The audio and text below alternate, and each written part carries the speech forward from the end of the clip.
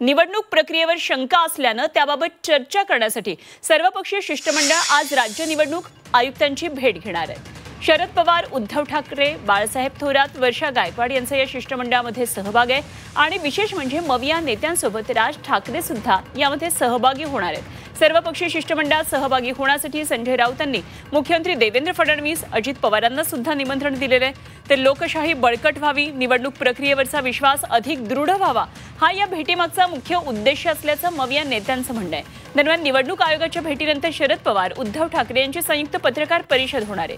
ठाकरे बंधूंची युतीची चर्चा आहे। कालचा ठाण्यातला एकत्रित मोर्चा, आज पुन्हा एकत्र निवडणूक अधिकाऱ्यांची भेट, त्यामुळे राज ठाकरेंच्या मवियातल्या एंट्रीबाबत जोरदार चर्चा सुरू आहे। तेव्हा आज हे शिष्टमंडळ निवडणूक आयुक्तांची भेट घेणार आहे। मात्र या शिष्टमंडळामध्ये नेमकं कोण कोण आहे तेही आपण एकदा पाहूया ग्राफिक्सद्वारे।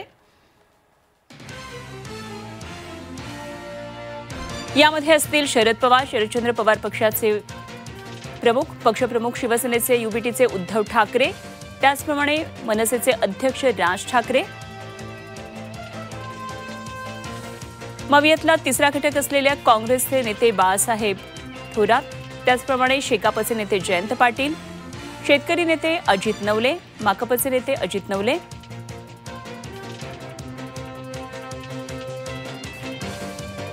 हे महत्त्वाचे नेते असणार आहेत। तर आयोगाच्या हा भेटीचा कार्यक्रम नेमका कसा असेल, काय असेल तेही पाहूया। मविया आणि मनसे नेत्यांचं हे शिष्टमंडळ आयोगाच्या दारी आज जाणार आहे। सकाळी 11:45 शिवालयाजवळ सर्व नेते एकत्र येणार आहेत। दुपारी 12:15 निवडणूक आयोगाच्या भेटीसाठी ते रवाना होतील।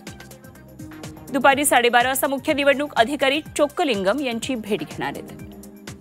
दुपारी 1:30 वाजता वायबी चव्हाण सेंटर इथं पत्रकार परिषद होणार आहे।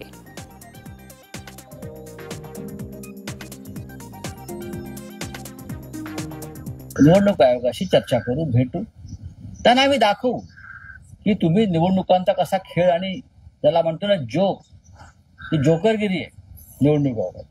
भारताच्या संविधानाने प्रत्येक नागरिकाला एका मताचा अधिकार दिलेला आहे, एक मत। तेच मत तुम्ही चोरणार असाल सामान्य माणसाचं तर निवडणुकांवरती विश्वास कसा ठेवायचा, ही भूमिका आहे। मतं येतात कशी, वाढतात कशी, कोण यामागे पडद्यामागे हालचाली करताय, काम करताय, इतकं बोगस मतदान या देशात यापूर्वी कधी झालं नव्हतं। महाराष्ट्राच्या विधानसभेत त्याचा फटका बसला, पण महापालिकेमध्ये आम्हाला जागरूक राहावं लागलं। 25 वॉर्डामध्ये जर फिरवली गेली, प्रत्येकी 5,000, 10,000 निवडणुकीचा निकाल फिरतो आणि या संदर्भात निवडणूक आयोग कोणतीही दखल घ्यायला तयार नाही। हे नाशिकचे एक उदाहरण, मुंबईत आहे, ठाण्यात आहे, कल्याण डोंबिवली, प्रत्येक ठिकाणी सरासरी 3.5 ते 4 लाख मतं दुबार आहे, डुप्लिकेट आहे, बोगस आहे आणि हे लोक 2-2, 3-3 ठिकाणी मतदान करतात। अशा वेळेला निवडणूक आयोगाने यात एक निष्पक्ष पद्धतीनं, पारदर्शी पद्धतीनं काम करावं, ही आमची भूमिका आहे। व्हीव्हीपॅट का नाही मुंबईत? व्हीव्हीपॅट हा सुप्रीम कोर्टाची सूचना आहे ना, मग मुंबई महानगरपालिकेमध्ये व्हीव्हीपॅट का नाही? तर आम्हाला केंद्रानं त्या पद्धतीच्या ईव्हीएम मशीन उपलब्ध करून दिल्या नाहीत, हे का उत्तर झालं? म्हणजे तुम्हाला चोऱ्या करायच्या, म्हणजे तुम्हाला फ्रॉड करायचा आहे। तर मवियाचे हे शिष्टमंडळ, विरोधकांचे शिष्टमंडळ आज निवडणूक आयुक्तांची भेट घेणार आहेत। मात्र या भेटीवरून भाजपनेही टीका केली आहे, पाहूया। आतापासून पराभव झालेल्या मानसिकतेमध्ये आहेत।